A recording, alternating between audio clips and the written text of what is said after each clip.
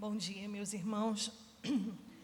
O desafio para a gente esse mês, esses dias, esses domingos de aula de escola dominical, em que está todo mundo de férias, né? A igreja está um pouquinho mais vazia, mas mesmo assim, a gente tem um objetivo de continuar a EBD, de forma única, classe única, estudando esse livro, Os Cristãos e os Desafios Contemporâneos.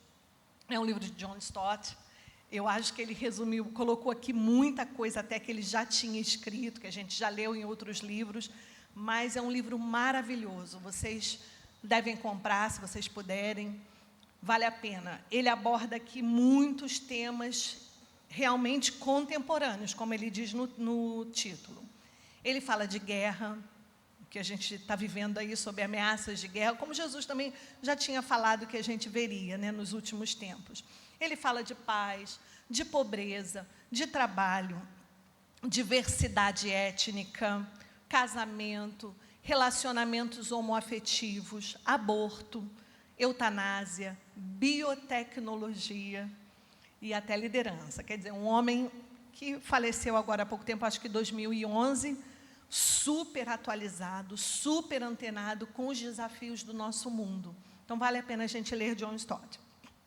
Hoje a gente vai abordar o capítulo 2, e o título do capítulo 2 é Nosso Mundo Complexo. E parece que está cada vez mais complexo, né? A gente conversa com pessoas de mais idade, e eu estou chegando nessa época que eu digo, ai, gente, lá atrás, eu falo, nossa, estou me referindo ao passado. E a gente vê que realmente as coisas estão ficando mais complexas. Sempre foi, nunca foi simples, a vida nunca foi simples, mas existem questões um pouco mais desafiadoras nos nossos dias. E o que John Stott coloca é o seguinte: como nós, cristãos, com essa mente que é o título, o nosso mundo complexo, a mente cristã é diferente? É uma pergunta. E a gente vai responder essa pergunta ao longo desse momento de estudo que a gente está tendo aqui. Não é uma palavra, uma pregação, é um estudo. E ele diz, o que ele coloca é como nós vamos enxergar, encarar essas questões e esses desafios do nosso mundo de hoje. Certamente você, no seu dia a dia, dentro da sua família, talvez dentro da nossa casa, a gente tenha questões em que a gente diga, meu Deus, que resposta eu devo dar para isso? Qual é a posição bíblica, a posição de Deus em relação a essa questão? E ele diz, e ele vai falar sobre isso. Ele diz também como a gente associar essa revelação bíblica, que já tem tanto tempo, com os desafios de hoje. É possível? Claro que é, a gente sabe. Como viver a palavra de Deus no mundo? Como conciliar a voz de Deus com tantas vozes no nosso século? Outra coisa que eu coloquei é o seguinte, geralmente quando eu vejo um livro, eu vou no título original. E eu vi que o título original é um pouco diferente. Ele inverte um pouco o que a pessoa colocou, que a editora colocou. A editora gostou desse título, esse título causa um efeito em nós, mas o título em inglês é algo assim: Questões que confrontam os cristãos hoje. Bem interessante, né? Na verdade, aqui é os cristãos e os desafios contemporâneos. Parece que são duas coisas separadas. Aqui não, parece que as questões vêm de encontro a nós e exigem de nós respostas, exigem de nós um posicionamento. O que eu vou dizer? E assim, o mundo precisa ouvir a nossa voz. O mundo precisa ouvir a nossa voz. Na verdade, eu estou chegando à conclusão de que o mundo não está muito interessado mais em ouvir o que a gente tem a dizer. E isso é triste. Isso é triste. Mas nós temos as respostas de Deus, nós temos as soluções de Deus, nós temos os princípios de Deus a serem aplicados na sociedade. E a gente precisa voltar a provocar o mundo de uma forma que o mundo queira ouvir. O que vocês têm a dizer sobre isso? Não é? Se há um especialista a ser consultado a respeito de uma questão na sociedade, que seja um homem de Deus, que seja uma mulher de Deus, que seja um cristão verdadeiro. E isso me incomoda muito. O mundo está querendo ouvir a gente, o mundo está querendo saber o que nós pensamos a respeito das situações. Aí o John Stott diz que nós temos 2 compromissos, que são conciliáveis, embora para nós às vezes pareça que são totalmente diferentes. A palavra de Deus, nós temos um compromisso inalienável com a palavra de Deus, e um compromisso com o mundo. E ele diz que nós, antes de termos as respostas para o mundo, a gente tem que trabalhar a nossa mente. E é o capítulo que foi me dado para abordar. Nós precisamos de uma mente cristã. E uma mente cristã vem a partir de uma cosmovisão cristã. O que é cosmovisão? É a maneira como a gente enxerga o mundo. É a lente que está diante dos nossos olhos que nos faz ver as situações. E essa lente, essa cosmovisão, tem que ser cristã. Afinal, nós somos cristãos, somos comprometidos com Jesus, o nosso compromisso é com Deus, é com a palavra dele. Então, a maneira da gente ver, de interpretar o mundo, de interpretar as questões, os problemas, certamente será com a ótica de Deus. E ele diz que para a gente poder chegar a essa cosmovisão, a gente primeiro tem que falar de uns fundamentos. São 5 fundamentos que ele coloca. Ele é muito didático, né? Ele fala que é uma doutrina de Deus, precisamos saber realmente quem é Deus. Precisamos saber quem é o ser humano, quem é Cristo, o que é a salvação e a igreja. O que é a igreja? Eu tenho visto, assim, eu assisto muito o YouTube, gosto muito de ouvir testemunhos, muito mesmo, de ouvir alguns testemunhos de pessoas que se converteram, que conheceram Jesus, originárias assim de diferentes linhas da vida, diferentes culturas, background religioso, e é muito interessante ver como essas pessoas chegaram a Cristo. E a gente percebe que muitas vezes os cristãos não estão preparados com coisas básicas para responder essas pessoas. E por isso a importância da escola dominical, por isso que a gente mantém a escola dominical, por isso que eu sou professora, na minha vida profissional, sou professora de igreja, desde que eu me entendo por gente, de escola dominical, e eu sou defensora. Claro, que a gente talvez esteja em momentos de mudar algumas coisas, alguns perfis, mas a escola dominical, o estudo da Bíblia é fundamental. Senão nós vamos ter cristãos, Jesus, eu te amo, agora responde à razão da sua fé, como Pedro fala, não sei. Então nós precisamos disso. O John Stott, ele entende isso. E ele coloca primeiro sobre Deus.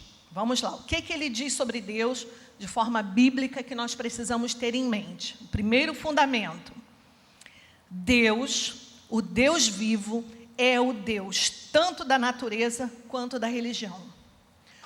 Tudo, o Paulo Nazaré falou domingo passado um pouquinho sobre isso. Ele fala, tudo é sagrado. A gente aprendeu, talvez, lá da nossa tradição religiosa, que existe o lado secular, o mundo secular, a minha vida profissional, a minha vida escolar, a minha universidade, e existe o lado religioso, o mundo religioso, o mundo espiritual, que é aqui na igreja, no domingo. Não, diante de Deus tudo é a mesma coisa, nós somos a mesma pessoa que vem aqui, que levanta as mãos e louva a Deus, é a pessoa que amanhã está no trabalho, resolvendo um monte de situações, lidando com pessoas diferentes. Nós somos a mesma pessoa, e o Deus é o Senhor de tudo. Eu lembrei de um salmo, Salmo 29, que eu acho lindo demais, tem até uma música antiga que fala sobre ele. Tributai ao Senhor, filhos de Deus, tributai a glória devida ao seu nome, adorai o Senhor. Aí ele começa assim, ouve-se a voz do Senhor sobre as águas, troveja o Deus da glória, o Senhor está sobre as muitas águas, a voz do Senhor é poderosa, a voz do Senhor é cheia de majestade, quebra os cedros, ele despede chamas de fogo. A voz do Senhor faz tremer o deserto. A voz do Senhor dá cria às corças. Ele está descrevendo a natureza. Ele está descrevendo, na verdade, aqui a maior parte dos versículos fala de uma tempestade chegando. O retumbar, os relâmpagos, os trovões, o fogo que muitas vezes vem por conta disso. E aí o Senhor preside aos dilúvios como rei. Aí diz, e olha que versículo lindo, no seu templo tudo diz glória. Que templo é esse? É a natureza, é o mundo, é o cosmos. Esse é o templo de Deus, é o lugar onde Deus é adorado. Eu moro em casa e eu vejo muitos pássaros, né? Eu fico vigiando, sentando, tomando café, vendo os pássaros. E os bichinhos cantando, aí fazem as asinhas, abrem. Eu gosto muito de passarinho, né? E depois eu descobri que o John Stott, ele, no fim da vida dele, ele se tornou um ornitólogo leigo. E eu fico vendo, eu falo, meu Deus, esse bichinho está cantando para Deus. Né? As árvores batendo, o vento, elas estão batendo. A Bíblia fala que elas batem palmas para Deus. Tudo no seu templo diz glória. E eu faço parte desse templo, você... Nós estamos nesse templo. Então, ele diz que a gente não pode dissociar a questão do... Não existe separação secular e sagrado. Tudo é uma coisa só. Tudo é de Deus. Nós somos de Deus e nós somos do Senhor. Primeira coisa a respeito de Deus. A segunda coisa que ele diz é o Deus vivo, é o Deus das nações, como também é o Deus do seu pacto. Aí a gente pensa assim, Deus é só o Deus da igreja. Do povo dele, de Israel, nosso, das nossas famílias, o mundo que se dane. Não, nada disso. Deus está interessado em tudo. Deus está interessado nas nações. Tanto, aí eu me lembrei do que o Senhor falou para Abraão. Quando o Senhor chamou Abraão, o Senhor disse, em você serão benditas quem? Todas as famílias da terra. Quer dizer, num homem, na descendência dele... Jesus, em última análise, né, que vem da descendência de Abraão, serão benditas todas, abençoadas todas as famílias da terra, todas as pessoas do mundo têm que ser abençoadas através de nós, os filhos de Abraão, os filhos da promessa. Então, esse é outro ponto. Outro ponto a respeito de Deus. Deus, o Deus vivo, é tanto o Deus da justificação quanto o Deus da justiça. Justificação a gente sabe que está ligada à salvação. O Senhor nos torna aceitáveis diante de Deus através do sangue de Jesus. Então, isso. E a justiça? Deus está interessado no pobre, Deus está incomodado com a corrupção do mundo, Deus está interessado na maldade, ou Ele diz, não, é assim mesmo, deixa correr, um dia isso aí tudo vai acabar, é assim? Não. Deus se incomoda com a injustiça. Ele é o Deus da justiça. Eu queria ler com vocês, vocês não precisam abrir. O Salmo 146 diz assim, Ele faz justiça aos oprimidos, dá pão ao que tem fome, o Senhor liberta os encarcerados, o Senhor abre os olhos dos cegos, levanta os abatidos, guarda o peregrino, ampara o órfão e a viúva. Olha que Deus maravilhoso. Não é só o órfão e a viúva que amam o Senhor, Ele está preocupado com todos eles. E aí, a gente vê em outros textos também, eu marquei aqui que são textos pequenininhos, Miqueias 6,11, diz assim, poderei eu inocentar balanças falsas e bolsas de pesos enganosos? Porque os ricos da cidade estão cheios de violência. Olha outro texto, Miqueias 7,3, as suas mãos estão sobre o mal, o príncipe exige condenação, o juiz aceita suborno. Deus está falando do dia a dia da sociedade. Deus não aceita, Ele não quer, Ele não compactua com o mal e com a impiedade na sociedade. E esse Deus que é assim, tem que incomodar o nosso coração também. Nós, na verdade, precisamos nos sentir incomodados diante das situações. E Abacuque também fala, eu gosto muito desses ais, tem um capítulo lá em Isaías que fala, ai de não sei o quê, e Abacuque também. Ai do que acumula aquilo que não é seu. Olha só. Ai daquele que ajunta em casa bens mal adquiridos.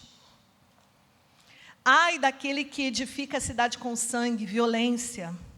Ai daquele que dá de beber ao seu companheiro.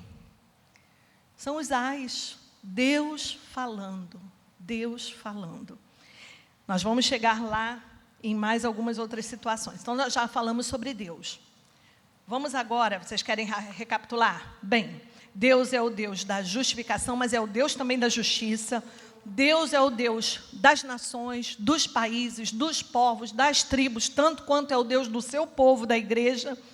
E Deus é o Deus da natureza, tanto quanto da religião. Não existe separação de sagrado e profano, secular e santo. No seu templo tudo diz glória. Segundo ponto que Stott fala é o ser humano. Nós precisamos ter o entendimento de quem é o ser humano. Isso é muito falado aqui na igreja, nós já estamos sabendo muito bem. O ser humano é feito à imagem e semelhança de Deus. Ele foi criado à imagem e semelhança de Deus. Ele tem dignidade, ele tem valor. A gente passa pelas ruas da nossa cidade, a gente vê os mendigos, eu olho para os mendigos, eu falo, meu Deus, é uma alma que está ali, é um espírito, é alguém que foi criado por Deus, que está nesse estado, um estado de vergonha, de indignidade, de falta de dignidade. E Deus ama essa pessoa, Deus ama a menina que está na prostituição, o rico mergulhado na sua perversão, o cracudo, que parece mais um zumbi, todos feitos à imagem e semelhança de Deus. Aí eu vou lembrar, quando eu li isso, eu lembrei de 3 personagens históricos da Inglaterra. A Inglaterra já deu muita coisa boa para o mundo, muita coisa boa, muitas pessoas, homens de Deus. Eu lembrei o primeiro do George Miller. Quem já ouviu falar em George Miller, aquele dos orfanatos? Então, eu lembrei dele. Ele queria muito ser missionário. Ele dizia, o meu sonho é ser missionário. Eu quero ir para as nações, eu quero fazer a obra de Deus. Só que havia nos dias dele na Inglaterra uma carência enorme de orfanatos. Havia muitas crianças órfãs, muitas crianças envolvidas no crime. Havia vaga para 3.600 crianças, mas a demanda era muito maior do que essa. E o Senhor colocou no coração dele, ele abriu o orfanato. Ele começou a abrir orfanatos e ele, em 3 meses, ou em 3 anos, ele já estava atendendo 20.000 crianças. Eu só sei que o homem... E, assim, são histórias maravilhosas. Se vocês puderem, tem um livrinho da editora Betânia, George Miller, custa, eu até olhei na internet, R$14,90, bem baratinho. Maravilhoso. Leiam esse livro, do George Miller. Conta ali a história dele e como ele confiava em Deus. Ele nunca pediu um tostão para ninguém. O dinheiro vinha e ele alimentava aquelas crianças. E milagres aconteciam. E ele acabou, no final da vida, com 75 anos, se não me engano, ele foi ser missionário, porque aí outros movimentos surgiram, outras pessoas começaram também a investir em orfanatos. Na época dele, mais de 100.000 crianças já estavam sendo assistidas, não só pela obra que ele tinha fundado, mas porque ele tinha inspirado outras pessoas a fazerem isso também. E a frase que o John Piper escreve sobre ele é: eu estou satisfeito com Deus. Que coisa linda, né? Um homem terminar a sua vida com seus 80, se não me engano, 87 anos, bateram lá na porta para dar o chazinho dele. Ele já estava no Senhor. Já estava no Senhor. Primeiro personagem, envolvido com a sociedade. Segundo personagem que chama muito a minha atenção é William Wilberforce. Vocês já ouviram falar nele? Tem um filme, Jornada pela Liberdade, que se chama em inglês Amazing Grace. É um filme maravilhoso. Conta a história desse homem. Ele era um rapaz não convertido e ele foi convertido ao Senhor. Ele foi contemporâneo de John Wesley. Ele foi contemporâneo de John Milton, que foi esse que fez a música Amazing Grace, né? Amazing Grace, how sweet, a gente conhece bem, toca em muitos filmes, né? É muito linda. E ele, tem uma cena do filme, não sei se existiu na realidade, mas eu creio que tenha sido algo muito parecido, porque na biografia eles falam sobre isso. Ele deitado na grama lá do quintal dele, olhando para o céu e falando: Senhor, eu quero te servir. Eu quero te servir, Senhor. Como? Porque ele já tinha se candidatado ao parlamento inglês e ele ganhou como deputado do parlamento e depois disso ele se converteu. E ele ficou incomodado: Senhor, largo a vida política, largo e vou ser ministro do Evangelho. E o Senhor, os amigos dele disseram não, você vai servir a Deus no parlamento. E ele teve um desafio muito grande na vida dele, porque a Inglaterra, naquela época, ela era dona da maior parte dos navios negreiros. E muitos dos colegas dele do parlamento eram os próprios donos desse negócio. E ele teve que enfrentar aquela gente toda, doente, ele sofria de um problema no estômago, mas ele viu a vitória do Senhor. Ele viu, porque a Inglaterra foi, depois de tanto tempo, foi assinado um ato de proibição, tanto é que o Brasil foi influenciado, quando a gente tem a lei Eusébio de Queiroz, vocês lembram disso? Né, sobre a proibição do tráfico, não a questão da libertação final dos escravos, mas a proibição do tráfico já foi consequência da vida e do trabalho do William Wilberforce. Então, uma coisa maravilhosa. Esse é um outro homem que a gente precisa conhecer melhor e se inspirar na vida dele. E, finalmente, também originários da Inglaterra, os Quakers. Vocês já ouviram falar disso? Já viu aquela ovelha, aquela aveia quaker, aquele homenzinho com o chapeuzinho? Então, os Quakers, eles surgiram como uma reação à igreja anglicana. A igreja anglicana era uma igreja oficial, estava seguindo por um caminho que não era exatamente o caminho do Senhor, da santidade, e os Quakers, eles se voltaram para o Senhor e começaram a buscar o Senhor e começaram a ser perseguidos. Eles são chamados de Quakers porque Quaker é que treme, né? Que treme, e eles tinham experiências muito fortes com o Espírito Santo, eles eram chamados os santos, porque eles tinham uma vida pura, uma vida simples, uma vida maravilhosa, mas tem uma coisa que eles fizeram, eles souberam, para mim, né, meu conhecimento é muito pouco, parece que é muito porque a gente fica lendo muita coisa, mas não é não, é bem simplificado. Mas, para mim, eles são aqueles que na história conseguiram aliar aquilo que a gente fala tanto, o espiritual com o mundo. O cristão sendo tudo que Deus quer, cheio do Espírito Santo, mas agindo voltado para o mundo. Vocês sabem o que os Quakers fizeram? Greenpeace foi fundado pelos Quakers. Anistia Internacional, fundado pelos Quakers. Oxfam, que é uma organização filantrópica no mundo todo. Se você já foi à Inglaterra, você vai ver muitas lojinhas lá de Oxfam, fundado pelos Quakers. Eles ganharam, em 1947, cristãos cheios do Espírito Santo, ganharam o Nobel da Paz. Homens e mulheres cheios de Deus, cheios do Espírito Santo, que conseguiram isso que a gente tanto almeja, conciliar a nossa fé, nosso compromisso com a palavra de Deus, com o compromisso com o mundo, que é o que o John Stott mais fala aqui nesse livro. É difícil, mas a gente vai chegar lá numa solução que a gente sozinho não consegue, mas o Senhor tem algo para a gente. Bem, outro fundamento é Cristo. Quem é Jesus? Isso nós sabemos muito bem. Jesus, as pessoas hoje estão falando tanto de Jesus, né? Jesus é um exemplo, Jesus é amor, Jesus é o Salvador. Ele é Salvador e Senhor.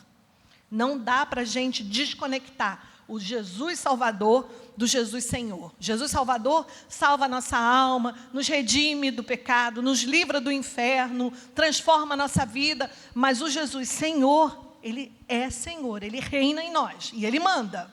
Ele é que manda na gente. E aí, quando a gente diz, Senhor, eu só quero o Jesus Salvador, não dá.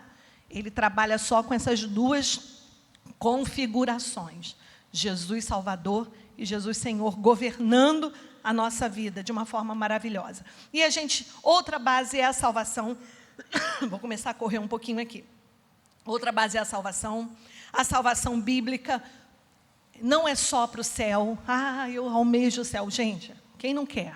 Quem não quer? Está lá. Se aqui na terra as coisas belas são belas demais, imagina no céu, um lugar com o belo, o incorrupto, o intocável pelo pecado, Deus aguardando a gente lá de uma forma maravilhosa. Mas a salvação começa aqui, começa na transformação da nossa vida, toca o nosso passado, porque o que ficou para trás acabou, as coisas velhas já passaram, eis que tudo se fez novo, um novo homem nascendo de novo, começando a partir do momento que você conhece Jesus. Essa é a salvação. E ele diz que a salvação está muito ligada ao reino de Deus.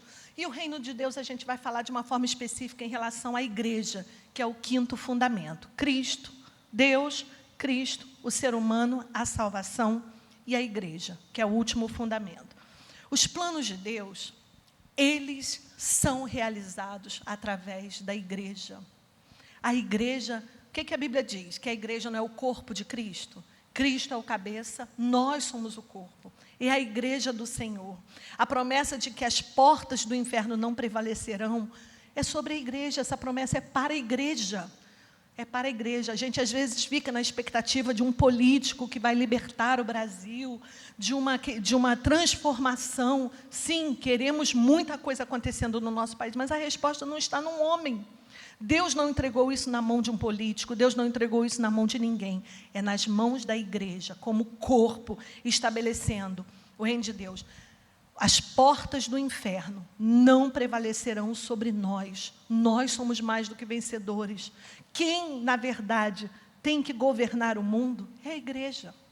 E a gente não está falando da igreja Betânia, essa comunidade local, a gente está falando da igreja mundial. Nós governamos o mundo. Então, nada de mal vai acontecer conosco. Não. Nós vamos sofrer. Nesse momento, agora, tem pessoas sendo martirizadas. Cristãos na Nigéria estão sendo mortos. Cristãos em todo lugar, no Oriente Médio. Quem recebeu o áudio da Zazá pedindo oração pela Líbia, iminência de guerra na Líbia. A gente está no grupo aí, o Jorginho manda para algumas pessoas, iminência de guerra na Líbia. A igreja, ela pedindo oração pela igreja da Líbia, que é uma igreja pequena, mas é uma igreja forte, uma igreja que persiste. Nós somos os reais empoderados. Né? As pessoas falam tanto de empoderamento. Nosso empoderamento é o reino de Deus. Eu estava lendo hoje de manhã em Coríntios. O reino de Deus não consiste em palavras. O reino de Deus consiste em poder. Nós precisamos buscar esse poder do alto. É o poder que vai transformar. É a nossa oração. A gente atua aqui na comunidade, aqui na igreja, de forma a amparar as pessoas, mas muito mais, e tem que caminhar junto, é a intercessão da igreja, a oração da igreja, para que os poderes das trevas sejam limitados. Eles estão atuando? Sim, lógico. O paraíso não é para cá, para a terra. Mas o poder das trevas pode ser limitado na nossa vida, na vida do povo de Deus, nas nossas comunidades, pela intercessão, pelo posicionamento da igreja, pelo entendimento de que nós estamos reinando com Cristo no mundo espiritual. Nós não somos perdedores, nós somos vencedores. Ele diz, John Stott diz, a igreja deve ser um modelo de como seria a sociedade humana sob o governo de Deus. Olha que coisa linda, vou ler de novo. A igreja deve ser um modelo de como seria a sociedade humana sob o governo de Deus. Então, aqui nesse lugar, nessa igreja, a gente precisa ser tudo o que Deus quer que a gente seja. Vivendo todos os princípios de Deus. Isso vai atingir a nossa casa, vai atingir o nosso trabalho, vai atingir a nossa sociedade. Ele fala que a eficácia da igreja depende do equilíbrio entre a santidade dela e o envolvimento com o mundo. Nós estamos no mundo, Jesus falou, mas nós não somos do mundo. Eu não vou usar os métodos do mundo, eu vou usar os métodos de Deus, voltando-me para o mundo. É muito difícil. É muito difícil. A igreja não é para estar no claustro. Quem já assistiu à aula de História do Cristianismo, né, é muito lindo. Toda a igreja tem que passar por essa classe, História do Cristianismo, porque ali você aprende que o claustro teve o seu momento na história, teve a sua importância de preservação das Escrituras, de preservação de um grupo voltando-se para Jesus, mas nós não estamos mais nisso. Nós não estamos nem do claustro e nem das baladas, nós estamos no meio. Nós somos sal da terra, luz do mundo, pessoas santas, separadas, vivendo para Deus, com os braços voltados para o mundo, mas a mente no céu, no Senhor, na palavra, nos princípios da Bíblia. Amém, gente? E aí a gente fala sobre a mente cristã para a gente terminar. Com esses fundamentos, a gente já sabe quem é Deus, a gente já sabe quem nós somos, quem é o nosso próximo, a gente já sabe quem é Cristo, o que é a salvação, a igreja, essa instituição, esse corpo, na verdade, porque é um corpo vivo, a gente já tem uma cosmovisão cristã básica, que molda a nossa mente. Eu gosto muito de dizer que a fé não é um salto no escuro. Esses dias eu estava ouvindo William Lane Craig, eu aconselho vocês, tem no YouTube, Fé Razoável, entrem nesse grupo do YouTube, Fé Razoável. Eles falam, tem muita coisa em português, tem muita coisa em inglês, mas essa em português é em português mesmo. E ele fala que a fé é acreditar, William Lane, a fé é acreditar naquilo que você tem boas razões para crer que é verdade. Eu tenho boas razões para crer que a Bíblia é verdade. Nós temos um registro histórico aqui, de quase 5.000 anos. A gente tem um Deus intervindo na história, Deus comandando a história. A gente pensa, as coisas estão soltas, não tem nada solto. Deus é o Senhor da história, Ele é o Senhor dos povos, Ele que manda. Se a gente, novamente aqui fazendo propaganda, a classe do panorama do Velho Testamento, a gente lê os profetas, Deus falando para as nações que não tinham nada a ver com Israel. A gente lembra de Nínive, vocês são violentos, vocês são corruptos, vocês estão roubando, vocês vão ser destruídos. O que Deus tem a ver com Nínive? Tem, porque Ele é o Deus das nações. Então, a gente tem uma base muito forte em crer que o Jesus histórico, não existe mais qualquer dúvida de que Jesus não existiu. Antigamente, as pessoas diziam, será que Jesus existiu mesmo? Isso aí já passou, não existe mais essa dúvida. Isso aí é certo, Jesus realmente existiu. Ele é um Cristo histórico, não só baseado na Bíblia, mas a gente tem referências históricas de vários homens, historiadores que não eram cristãos, então isso é certo, não temos razões para duvidar, mas o que nós precisamos é ter um compromisso com esse Jesus.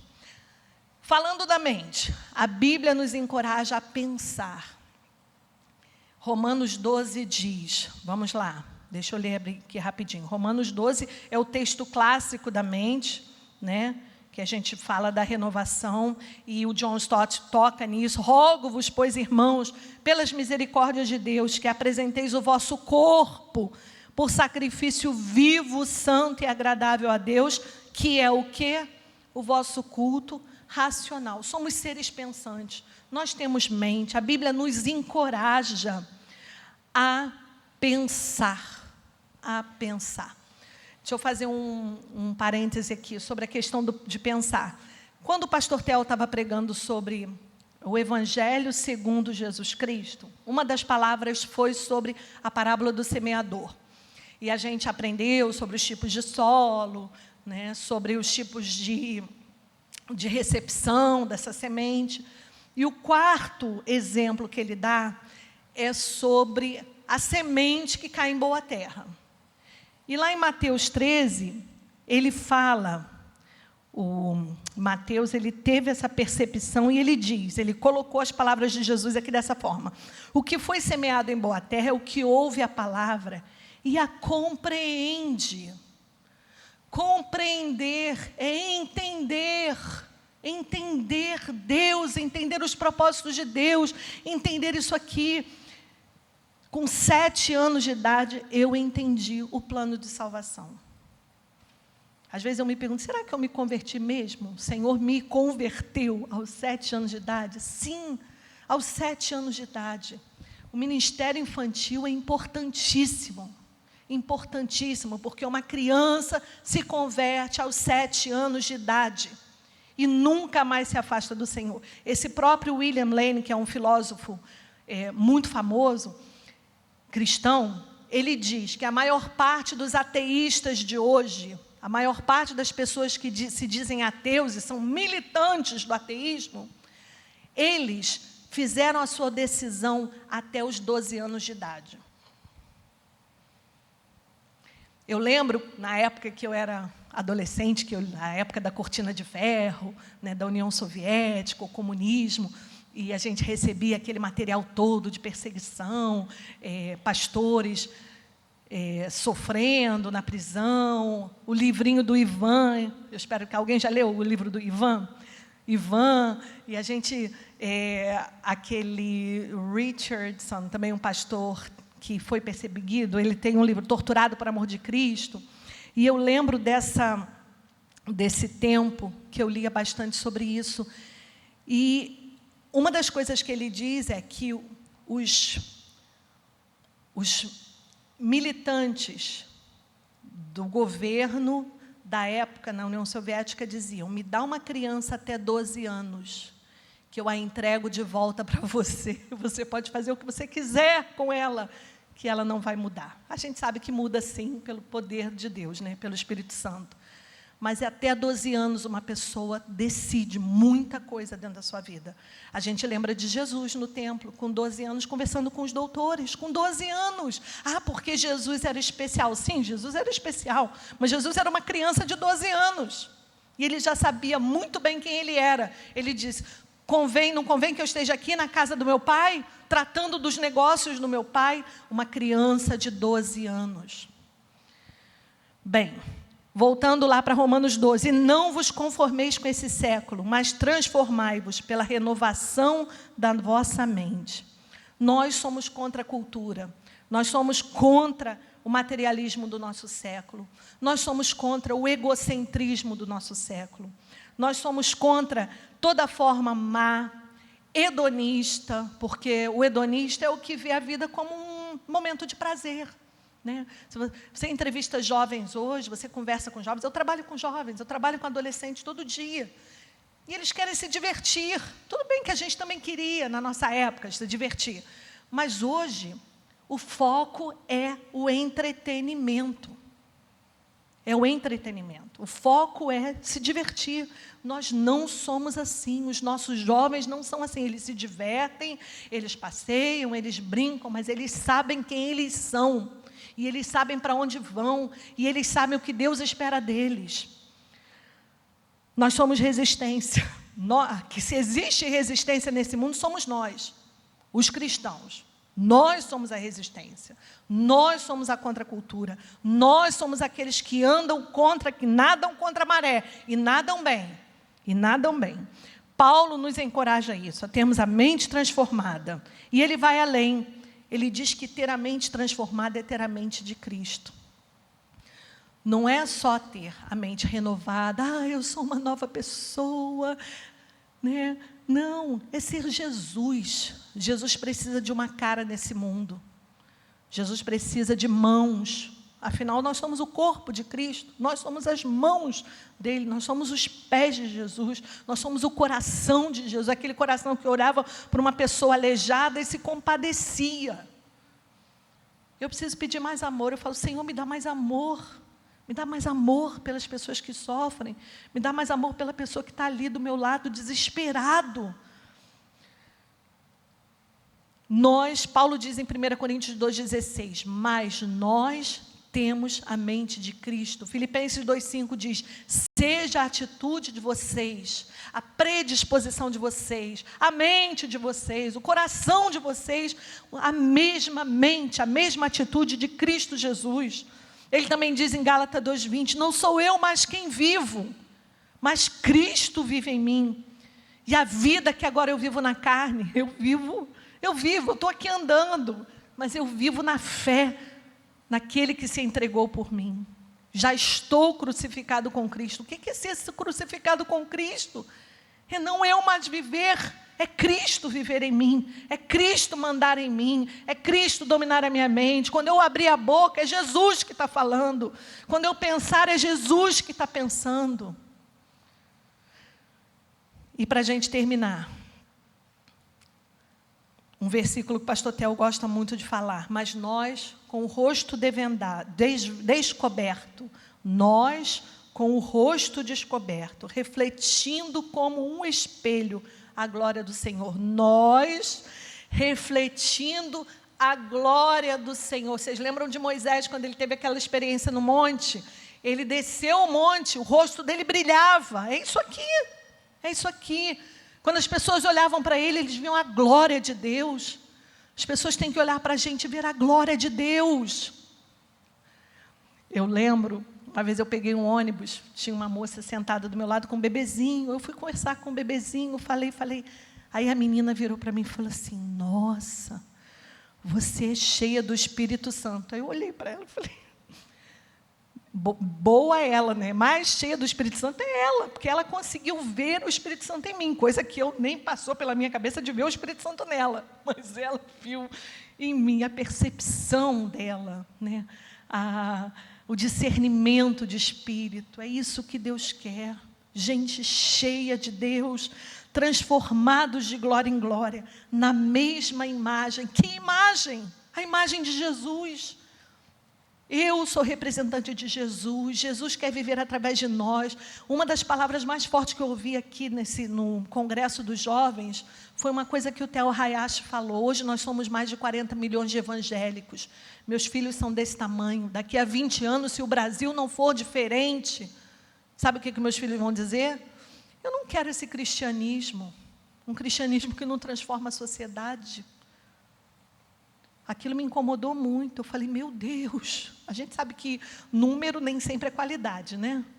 É a verdade. Mas temos que fazer a diferença. Nós devemos isso às próximas gerações. As próximas gerações vão olhar para trás e vão dizer o que vocês fizeram. Quem vocês foram. Que tipo de igreja vocês foram. É isso. Ter uma mente cristã não é pensar nos assuntos da igreja o tempo todo. Garanto que os pastores daqui pensam o tempo todo. Mas eles precisam pensar, eles são responsáveis diretos. Mas é pensar em tudo como Cristo pensa. É ter a mente de Jesus. É ter a mente de Jesus. Por fim, ele diz que nós temos 4 dons, presentes que Deus nos deu. Nossa mente. Eu não sou burra, nem você. Nós somos seres pensantes, pessoas que avaliam, pessoas que pesam. As pessoas têm que olhar para nós e ver pessoas maduras. Como Paulo fala, gente, vocês já eram para estar comendo comida sólida, ainda estão tomando leitinho. A igreja precisa comer comida sólida hoje. Hoje. Para a gente não dever nada para as próximas gerações. Temos nossa mente, temos a Bíblia, temos Jesus, temos o Espírito Santo que nos ilumina, que nos ajuda, que nos transforma. E temos a igreja. Temos a igreja. Um dia você chega aqui, você ouve uma palavra, te levanta. Outro dia você que está ministrando para o irmão, que está ajudando. Essa comunidade. Quantos jovens já passaram por mim, que eu conversei, que eu ajudei. Hoje eu vejo pessoas fazendo isso com os meus filhos. Eu falo, meu Deus, que coisa maravilhosa. Eu investi tanto tempo da minha juventude, na vida de adolescente, da minha fase adulta, cuidando de jovens, recebendo jovens na minha casa. Hoje, eu vejo pessoas fazendo isso com os meus filhos. É uma simbiose maravilhosa. Eu cuido dos seus filhos, você cuida dos meus filhos, você ministra aos meus filhos, eu ministro aos seus. Isso é igreja, somos uns responsáveis pelos outros. Que Deus nos abençoe. Que Deus abençoe. Amém.